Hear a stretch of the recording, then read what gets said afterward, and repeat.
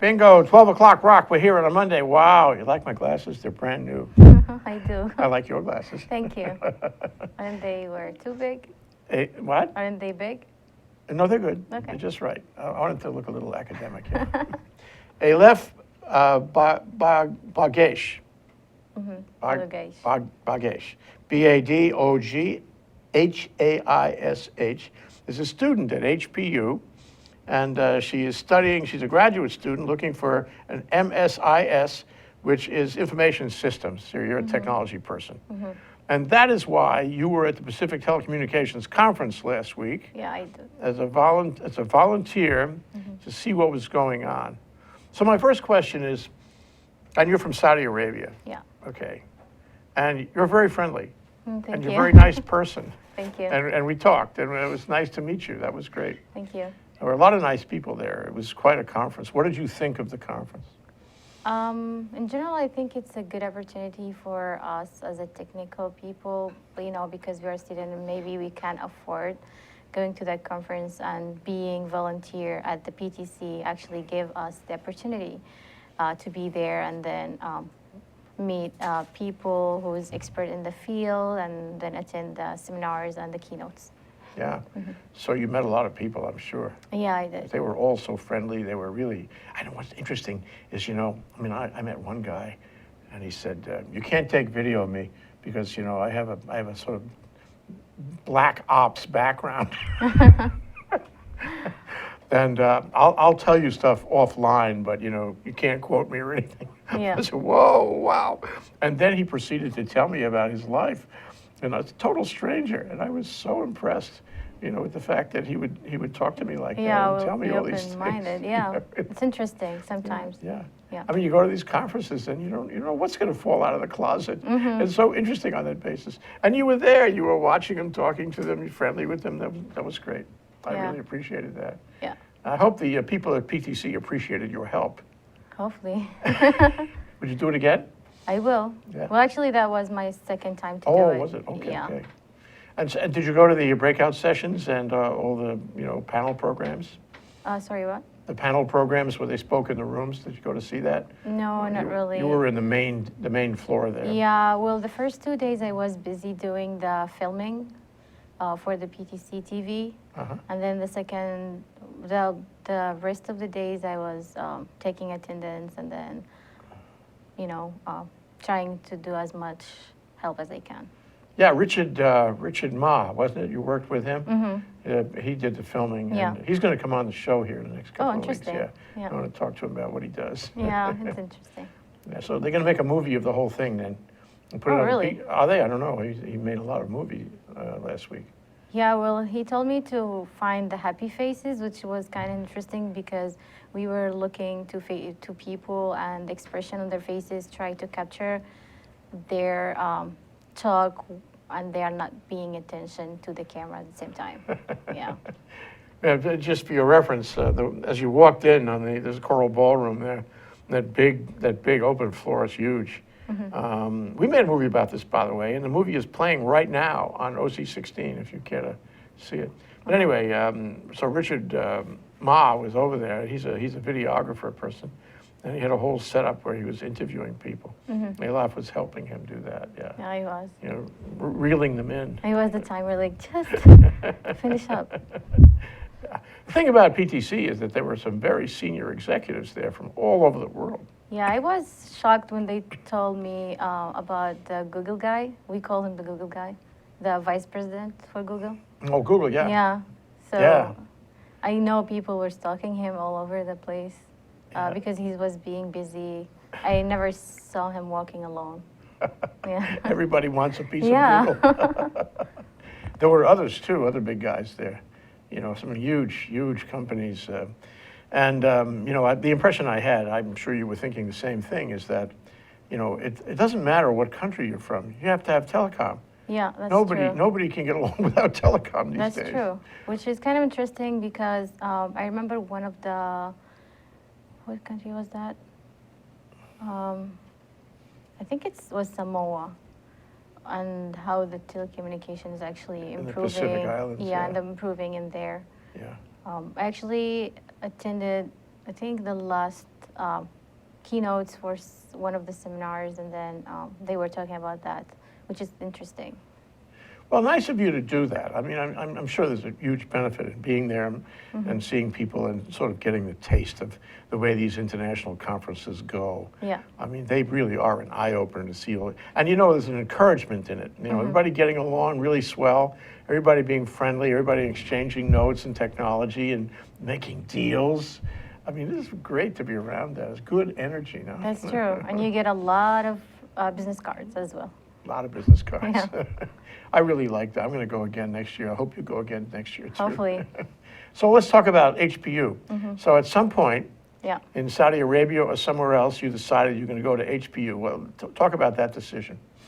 So I was in San Diego back in 2012 doing the English academic year for about 18 months.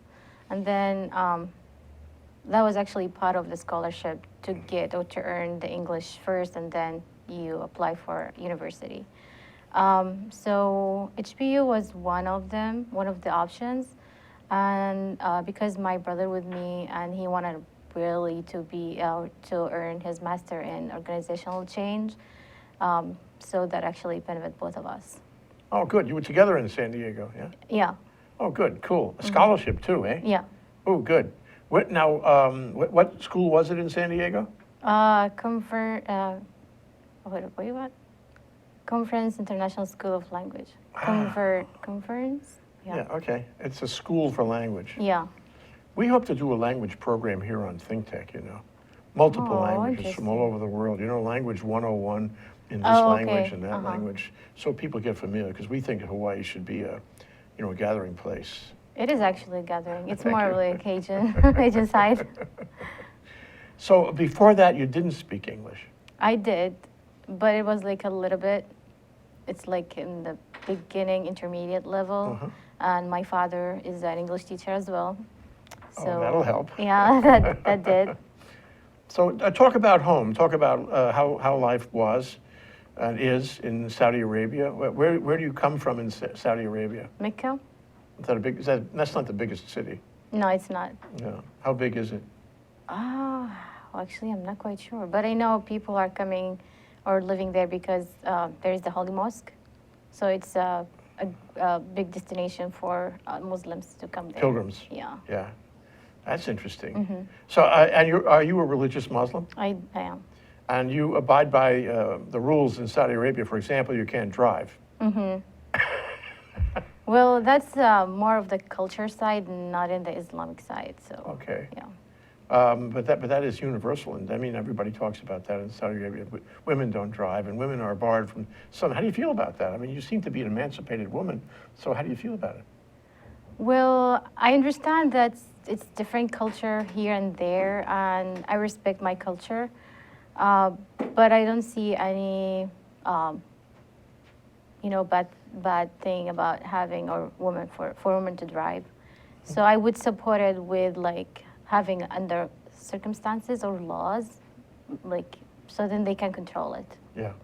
So, I mean, do you feel that women have sufficient rights in Saudi Arabia? Because some people would like to see women have equal rights everywhere. Everywhere. They do. Yeah, do they? I want to say it depends on the family itself. So some family, you will see in some family, they give the woman all the rights, some they don't because they still stick with the old fashion. They still think with the old stuff about how women should be treated. But I want to make sure that it's against Islam because there is a event say that everyone is equal. So no matter what you are, where are you coming from, if you are a woman or man, so everyone is equal. I'm good with that. You know, I mean, in this generation now. I mean, aside from very few places, that's the norm. I mean, that's the aspirational norm anyway. Everybody wants that to happen, and certainly the women do. Yeah, they do. Well, some they said yes, some they said no. So Yeah. but really, I'm not like into fighting for the driving, the whole driving thing. Got it. So what about school? What kind of school did you do in Saudi Arabia? How was life there for you? Did you have a good life there? I did. Yeah. I had a good family, lovely family, Big four family? brothers. Yeah. Four brothers. They I don't- protect you, eh? Yeah, I know. They are my bodyguards. No sisters. My mom and dad. So, and I have a big family. My Yeah. aunties and my uncles as well. Yeah. So they are supportive. They wanted me to accomplish my goal. Yeah. So they are nice. So is your family, like indigenous to Saudi Arabia? I mean, it's been there for, thousands of years, or did it come from somewhere else way back when? Okay, so my grandfather. Okay, so we are actually from Yemen, from Hadramaut. That's a part like more in the south part Yes, of Yemen. Southwest of Yeah. Saudi Arabia. Yeah, so we are originally from there. My grandfather immigrated to Saudi Arabia, and he started his own business for No, wait, it's called auto car. No, auto parts. Yeah, for American cars. Ah, And it's been there for a while. It's still there, and I think it's over 70 years. No, not 70. so would you say you're 40 years middle or class something? in Saudi Arabia, or are you more than that? Well, I don't know actually. Okay, but it's not a bad life. I mean, you haven't No, you haven't no. been hungry or anything. No. Okay, all right, okay. Now they say that in Saudi Arabia there are a lot of unhappy people. Is it true? Do you see them on the street? Is it in the news? When you live there, are you worried about that? I'm not worried about it, and honestly, I didn't see or hear. I saw it in the media, social media, but it's like a small portion of people. I don't know if they actually like real Saudis or they are enemies. They just want to fake. They have fake IDs, or I don't know. I don't understand. Life I in the don't trust Middle East. media. I don't trust media. So. So what about the royal family? The royal family is a very important part of Saudi politics and, for that matter, the Saudi economy. And they're getting old, and it's they're getting old. People worry about that. I really don't know. I don't follow. Okay. Sorry. Now, what about oil? Now, oil was gosh. down below below $30, $28. I heard even $26 a couple of days ago. This has got to be a big effect on Saudi Arabia and other oil-producing countries. But Saudi Arabia is a big oil-producing country. Yeah. So is this something that scares people? I hear that it's actually affecting other countries like Norway. My professor told me about it, and people actually losing their job because of the whole situation with the oil. And I don't know but I know it's affecting the economy for Saudi Arabia for sure. Yeah. But it's not like that bad or noticeable thing. But hopefully they will take care of that soon. We all need everything to balance out already. Yeah. So my next and last question about this is, so we have this migrant issue coming out of Syria, and the migrants are all going west, into the EU. Yeah. But they're not coming into Saudi Arabia. What do you think about that? Should they come into Saudi Arabia? Is Saudi Arabia should make a place for them, or you'd rather that they go west?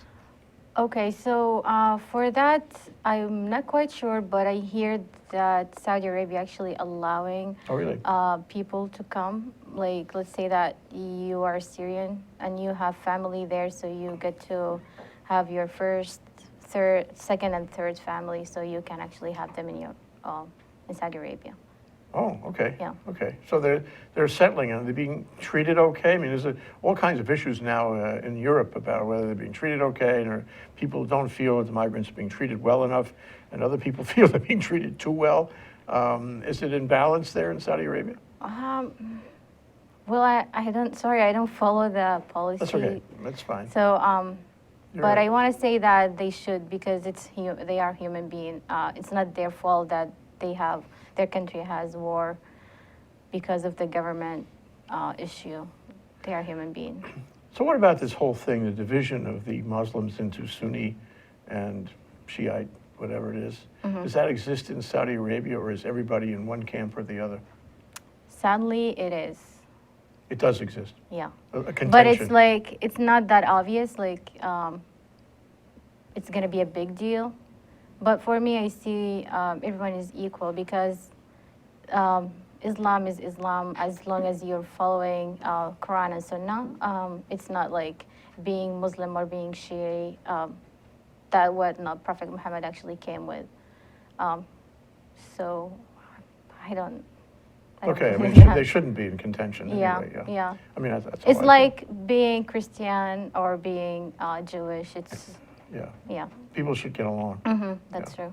So, you know, another issue about Islam is some people feel that in the Quran there are the seeds of violence. Do you feel that? No, You Not at don't all. feel the Quran is a book that calls for violence. no, not at all. That certainly doesn't for you. No. And you're a practicing Muslim. Yeah? I do. Okay. So it is interesting to read Quran actually because it will give you all the solution for your life and how you should live your life, how to live in peace. Yeah. Yeah. So it's quite an interesting book. Yeah. It's very interesting to talk to you, Elaf. Thank you. We're going to take a short break. When we come back, I want to talk about your involvement in information technology, why you decided to do that, when, and how it's been for you doing Okay. that. Okay, that's Elaf Badoghaish. Badoghaish. Badoghaish. Yeah. I'll get it. Thank you. From HPU. We'll be right back after the short break. Thank you. Aloha! Hello, my name is Patrick Bratton. I'm host at Global Connections here at ThinkTech Hawaii. We broadcast live every Thursday at 1 p.m.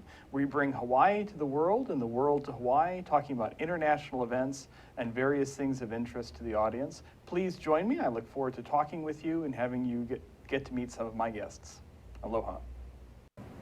Aloha! You can join the Hawaii Farmer Series every Thursday from 4 to 5 on ThinkTech.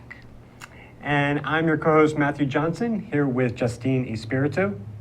And we are so thankful to have this show to use as a forum to get to know all the movers and shakers in agriculture in Hawaii and hear kind of their background and history, as well as Their perspective on what they're doing and also the future for agriculture in Hawaii.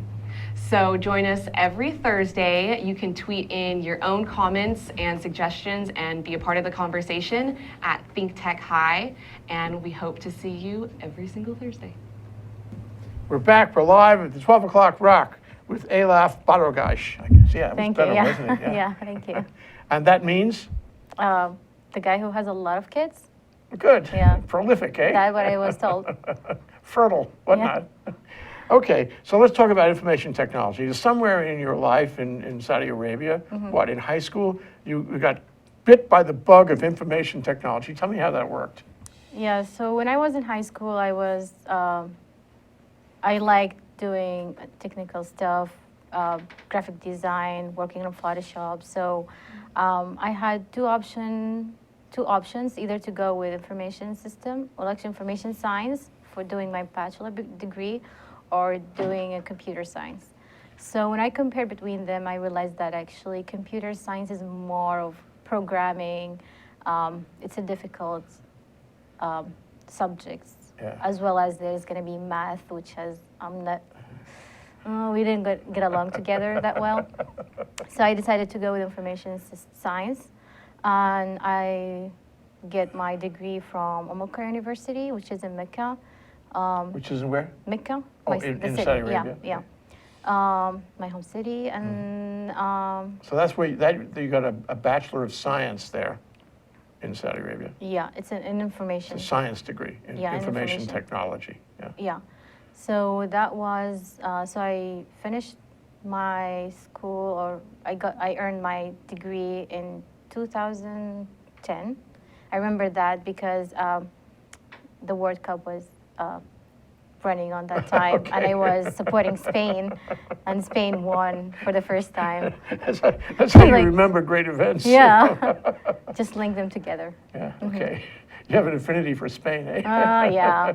One day I will go. One day we'll One go. day, Okay. yeah. It's a great place, actually. A lot of history, a A lot. lot of Islam tradition in That's Spain. true. Huge. I mean, a good part of Spanish culture is It derived used to from be, Islam. Yeah. it used to be one of the major countries like Yeah. back in the days. Yeah, great history to study. You must like history too. Not quite, not that quite. But a friend, a dear friend of me, he pushed me to read a lot about history yeah. and learn a lot.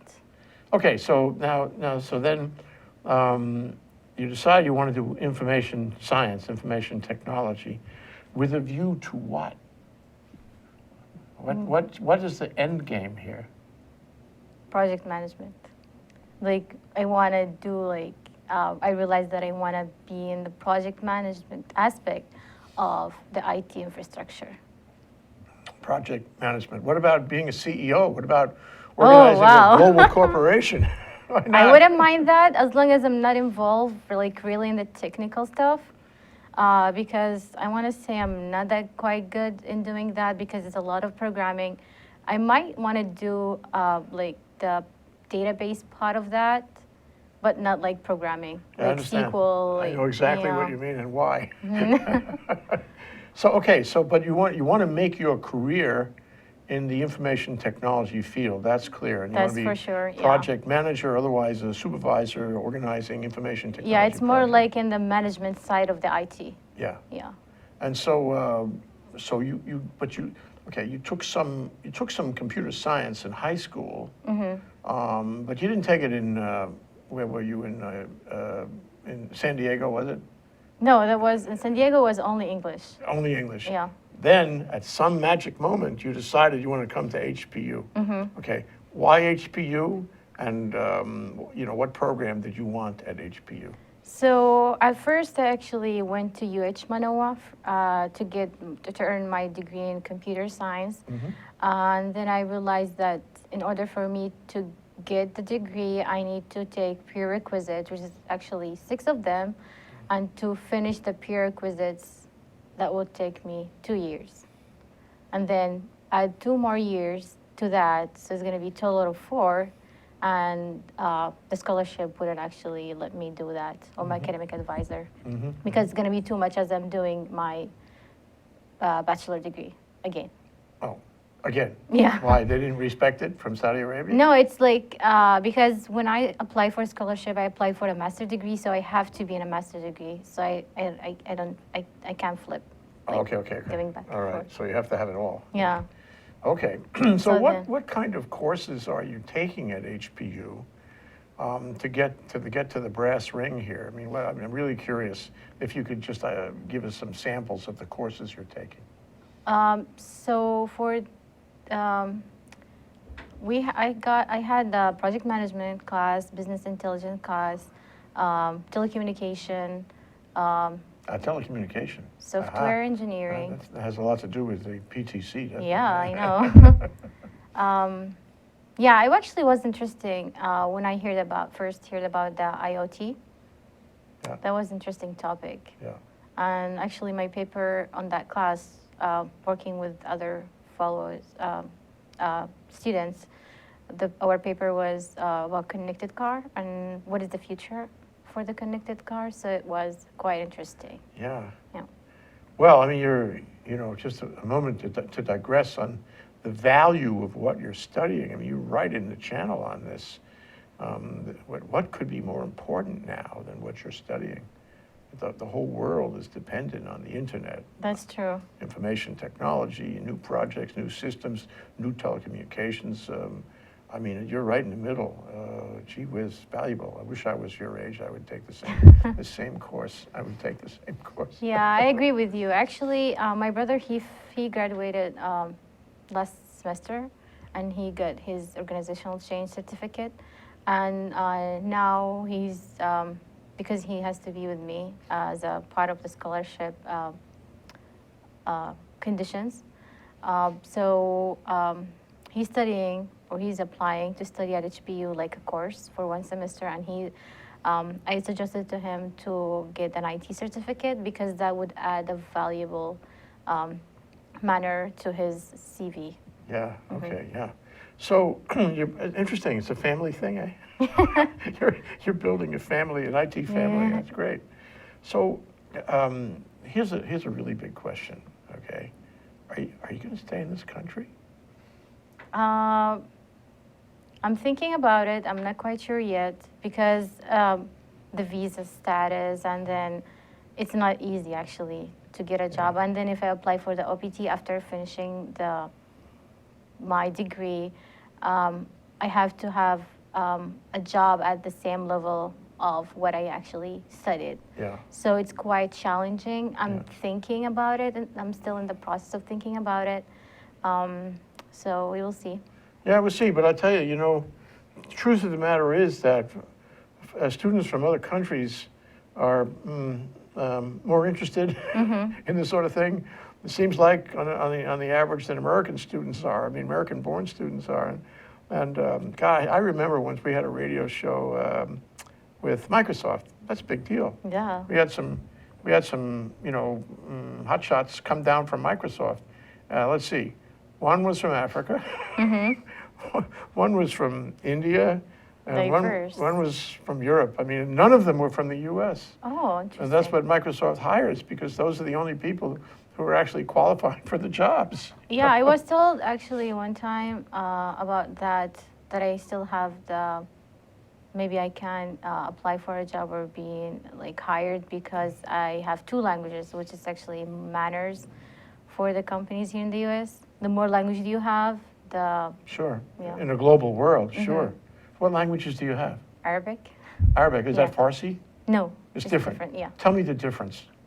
The characters itself, it's different, and the way that we pronounce the word is different. The way that we pronounce the letter. Some of them, they look similar, but it's not the same. Yeah. So, and where do they speak Arabic in the Middle East? What countries? Aside from Saudi Arabia. Yeah, Saudi It seemed Arabia. natural in Saudi Arabia. Yeah, Saudi Arabia, Kuwait, Qatar, UAE, Dubai, if you know it, Yemen, all the So countries. it's the Gulf states. Yeah, I want to say in all the countries in the Middle East. Yeah, Yeah. yeah. Syria? Yeah, they do. Oh, okay. But everyone has their own accent. Yeah. Can you understand them? Yeah, I do. Okay, okay. But sometimes they call stuff different from the thing that we call it. So sometimes they need translator. Vocabulary Yeah. kind of thing, yeah. Yeah. So, do you feel that this country offers you, what does this country mean to you? How do you see the U.S.? Do you see it as a great place to live? Do you see it as a place which has, issues that maybe you're not going to like much? Do you see it as a place which is, would be prejudiced against you simply because you're Muslim? Do you see it as a place where your job opportunities are really good or maybe not so good? Where you can get the job you want at the level you're trained for? What does it look like? Is it a ripe apple or not? I believe everything has its good side and bad side. And for me, the U.S. is opportunity. So for everyone who can get the chance to be here in the U.S., he has the choice to make it a good opportunity or a bad opportunity. Because there's a freedom. So as a Saudi, I can come here and be more liberal, drink alcohol, not practicing my Islam, having a boyfriend, so all of that stuff. And then I can be the same good Muslim that's practicing my religion, and then using that opportunity and then go with it and learn about it. Okay. So I know, for me actually, being here in the U.S. gave me a great, valuable lessons about how to look to the people, how to judge them. You don't judge them upon their appearance, their color. So you judge them about what they think and how they talk. The other thing I want to say, which was more important for me, how to control my life and be more independent, and then count on myself instead of just, can you do that for me? Can you do that for me? And just waiting. Yeah. Yeah. Well, you're in an interesting spot because, this is where the civilizations are coming together in the 21st century. I expect your family would say you better marry a Muslim, or else they'll disown you. Yeah. So how do you feel about that? Well, marriage is not a big deal for me. The most important thing for me is just build my own career future. And then about the marriage, I'm not like, Good, yeah. smart. We're going to take a break now. So Thank we can you. ruminate about that. Thank you. It's Elaf I'll get it. Badoghaish. Yeah. Badoghaish from Saudi Arabia. She's an HPU Information Systems student. She's a graduate student looking for an MSIS here on Think Tech Global. We'll be right back. Aloha, I'm Rachel Yergin with Aging with Grace. Please join us every Tuesday on thinktech.com. Aloha, this is Reg Baker and I am the host of Business in Hawaii. We talk about positive stories of businesses in Hawaii, how they have been successful and how they have overcome some of the obstacles that a lot of us encounter when we try to have a business here. And believe it or not, there are a number of positive stories here, and we want to talk to all of you. So we broadcast live every Thursday at 2 o'clock, and it rebroadcasts again on Olelo Channel 54. So I sure hope to see you next time. Please tune in on Thursdays at 2 o'clock. Thank you. We're back, we're live, we're here on a Monday having a wonderful time with Elaf. Thank you. Thank you for coming down, Elaf. It's great Thank to you talk for to you. having me. Thank you. Yeah, oh, really a thrill for me, I tell you the truth. So here you are, you're kind of at a crossroads. You're certainly at the right place in training, and information technology is really central. We know that so well every day. I mean, the Internet of Things, I mean, everything is happening. Do you know about Echo? No. Amazon makes it. Huh. I mean, it's going to change the world. Okay. It's a little cylinder, a black cylinder. Put it on the desk, and it picks up your wireless, whatever your wireless might be. Okay. Okay, and then you talk to it. You give it commands. Its name is Alexa. You give it commands, and it does whatever you want. You say, Alexa, what time is it? It tells you. Where are we? And it tells you. What's the movie playing? And it tells you. Oh my God, I don't know that's going to What's be the my best population friend. of Cincinnati? And it tells you. Oh. Who's the mayor of Brussels? And it tells you. Oh, it's going to be like the next Google. Yeah, Maybe. yeah, yeah. Google yeah. search. Uh-huh. But the thing about it is, you appreciate from an IT point of view, all the information is not in a little cylinder. It's in a server somewhere. Yeah. So what the voice engine is able to translate your oral commands, to get any of this information. It's really out of science voice fiction. command. Oh, Now, I gosh. know Siri, they have Siri also on Apple, but this is actually, in my view, better, and it's going to get better. So I'm suggesting you look at it.